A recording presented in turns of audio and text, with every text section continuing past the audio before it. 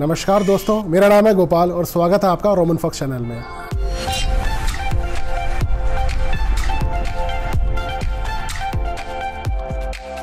तो दोस्तों आज का टॉपिक है हमारा ये मार्केट में जो मल्टी ब्रांड्स आउटलेट्स होते हैं इनके अंदर क्यों ज़्यादा डिस्काउंट मिलता है आपको और कैसे ज़्यादा डिस्काउंट मिलता है इतने ज़्यादा सारे ब्रांड्स के अंदर।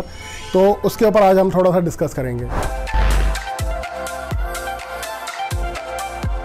तो दोस्तों मैं आपको बताना चाहूँगा कि जो डिस्काउंट्स मिलते हैं आपको मल्टी ब्रांड आउटलेट्स में किस तरह मिलते हैं और वो लोग जो स्टॉक है वो लोग कहाँ से लेकर के स्टॉक आते हैं और इसके बारे में बताया जाएगा। बेसिकली ये जो शूज़ रहते हैं ये सारे के सारे स्टॉक लॉट्स रहते हैं। स्टॉक लॉट्स जो होता है वो आपका कह सकते हैं, आप एक सरप्लस कह सकते हैं उसे, या आप लॉट का स्टॉक कह सकते हैं, या फिर आप उन्हें कंपनी का एक्स्ट्रा स्टॉक कह सकते हैं। तो इन तरह की अलग अलग टेक्निकल जो टर्म्स हैं वो यूज़ करी जाती हैं। ये होते सारे ओरिजिनल ही हैं। ये जो जैसे कि आपने पिछली वीडियो में देखा था ओरिजिनल कैसे पता लगाया जा सकता है, और अगर आपने वो पता लगा लिया तो आपके दिमाग में जरूरी ये चीज़ आएगी कि वो डिस्काउंट जो है ये कंपनी लेकर कहाँ से आती है और कैसे स्टॉक्स जो मल्टी ब्रांड आउटलेट तक पहुँचते हैं।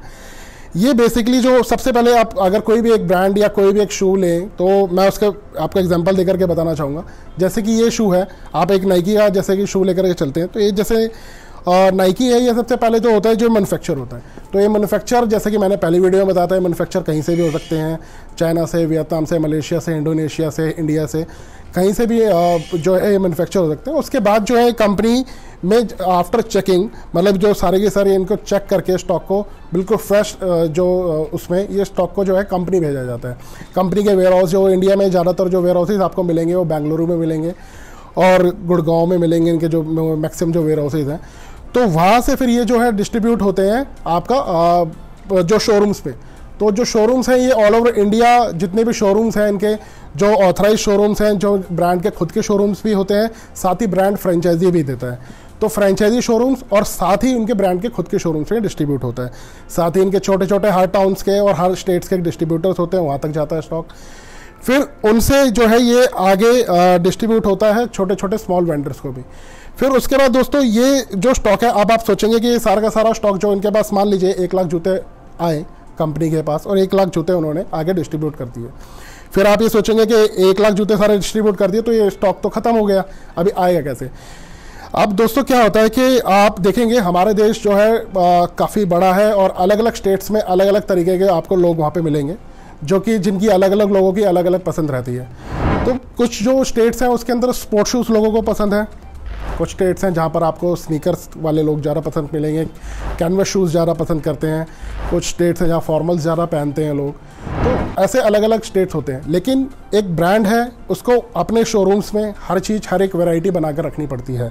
जैसे कि स्पोर्ट्स भी रखना पड़ेगा, उसे स्नीकर्स भी रखना पड़ेगा, फॉर्मल्स भी रखना पड़ेगा। तो हर शोरूम में आपको हर वैरायटी मिलेगी। बट क्या होता है कि जैसे कि 2 महीने या 3 महीने या 4 महीने तक एक स्टॉक ये कंपनी के अंदर रहा और उसके बाद ये सेल आउट नहीं हुआ, तो जो शोरूम है या मल्टी ब्रांड आउटलेट्स है ये स्टॉक वापस चला जाएगा आपका कंपनी में या फिर उनके फैक्ट्री आउटलेट्स में। फैक्ट्री आउटलेट जो है उनका जो है लास्ट वर्जन रहता है, मतलब एक जगह जैसे कि जो शोरूम्स है उन्होंने फैक्ट्री आउटलेट्स खोले ही इसी वजह से है ताकि वहाँ पर वो लोग ज़्यादा डिस्काउंट से प्रोडक्ट निकाल सकें।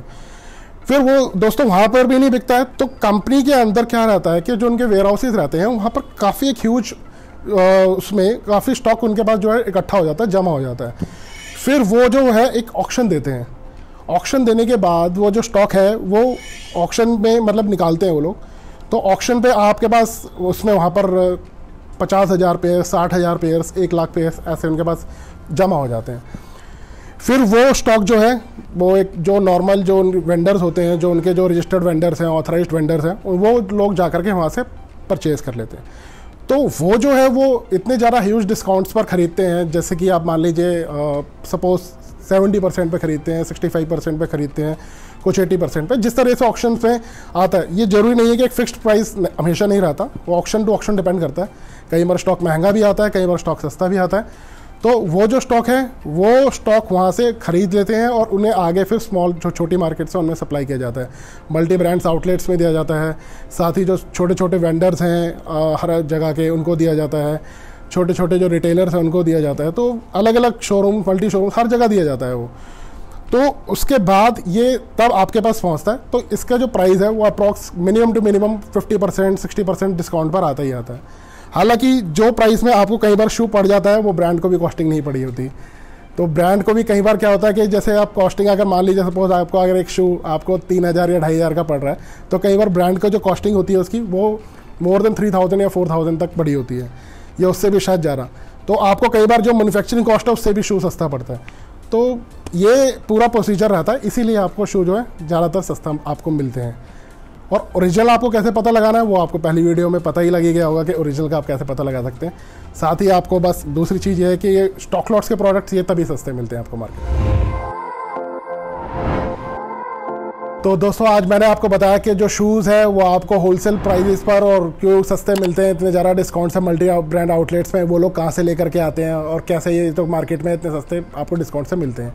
तो आई होप आपको वीडियो पसंद आई होगी। तो इसे लाइक शेयर कमेंट करके जरूर बताएं कि आपको वीडियो कैसी लगी, और ये कमेंट जरूर कीजिएगा आप कि ये आपको नेक्स्ट वीडियो जो है किस टॉपिक पर बनानी है, क्योंकि आप ही के जो टॉपिक्स हैं उनको मैं कोशिश करूंगा कि आपको उनसे नॉलेजेबल वीडियोस इन चीज़ों को ब्रांड्स को लेकर के आपको दे सकूं। और आज के लिए बस इतना ही, अलविदा। फिर मैं आपके लिए नई वीडियो के साथ जल्दी मिलता हूँ।